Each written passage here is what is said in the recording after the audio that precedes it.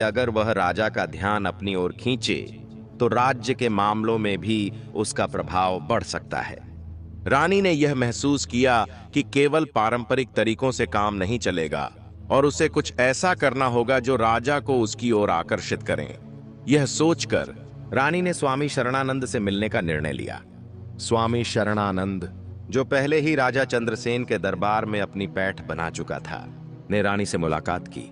उसने खुद को एक सिद्ध और महान योगी के रूप में प्रस्तुत किया और कहा, आपका दुख मैं समझता हूं। यह राज्य और इसकी शांति केवल तभी आएगी जब आप अपनी शक्ति का सही उपयोग करें। आप अपने पति के दिल में पूरी तरह से जगह बना सकती हैं। रानी ने स्वामी से अपने दिल की बात कही। राजा की व्यस्तता और उसकी राजनैतिक जिम्मेदारियों ने मुझे अकेला कर दिया है। मैं चाहती हूं कि वह मेरी तरफ ध्यान दे और हमारी शादी में सामंजस्य स्थापित हो। स्वामी शरणानंद ने रानी को यह सलाह दी कि वह अपनी इच्छाओं और भावनाओं को एक नए तरीके से प्रस्तुत करें, लेकिन उसने साथ ही यह भी कहा कि उसकी मदद से यह संभव हो सकता है। स्वामी शरणानंद ने रानी को यह विश्वास दिलाया कि वह उसे राजा के दिल में अपनी जगह बनाने में मदद करेगा और इसके लिए वह अपनी आध्यात्मिक शक्ति का इस्तेमाल करेगा। रानी ने स्वामी की बातों को सुना और तय किया कि वह स्वामी से मदद लेगी ताकि वह अपने पति के दिल में अपनी जगह बना सके। लेकिन रानी को यह नहीं पता था कि स्वामी शरणानंद अपनी चालों से न केवल उसे बल्कि राजा को भी अपनी ओर आकर्षित करने की योजना बना रहा था।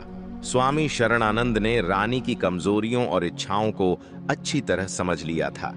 उसने देखा कि रानी के दिल में गहरी तन्हाई और प्रेम की कमी है, जिसे वह पूरा करना चाहती थी। रानी की यह भावना स्वामी के लिए एक अवसर बन गई थी।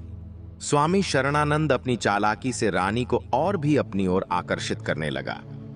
एक दिन स्वामी शरणानंद ने रानी से कहा, रानी, आप जो प्रेम और ध्यान चाहती हैं, वह आपको राजा से नहीं मिल पा रहा। आपको लगता है कि आपकी भावनाओं को समझने वाला कोई नहीं है, लेकिन मैं आपकी व्यथा को समझता हूं। जो प्रेम आप अपने पति से नहीं पा पाई, वह प्रेम मैं आपको दे सकता हूं।